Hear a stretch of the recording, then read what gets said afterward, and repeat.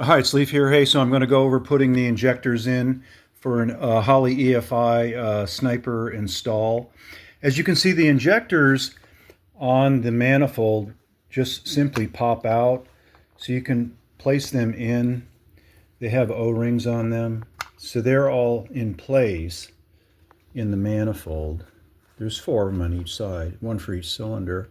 Here's the new Holley EFI sniper fuel rail for an LS. They fit really well.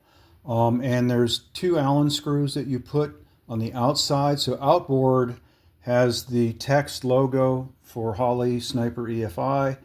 It has the heads for the 2 Allen bolts there. And then the other side, you have the mount. And I like to just drop that on the those brass surfaces you can see there, with the brass with the threads in it. And here you can see this one right there. So there's only 2 threaded brass or galvanized steel holes, fittings in the manifold. So you can see I'm going to just drop the fuel rail. You align the holes of the fuel rail. In fact, a major point with these fuel rails is, first, you get much better flow. As you can see, the size of the hole in that for fuel to come through. The OEM fuel rail, the one that's not full return, is much smaller. It's about 3/16 of an inch. This is about 5/16 or more.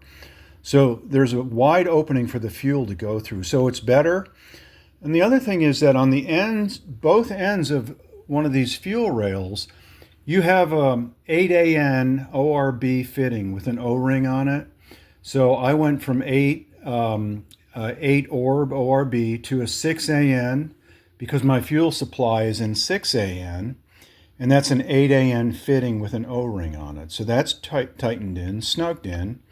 And so there's really good fuel flow into these. I'm pushing 600 horsepower, so I need the balanced fuel flow.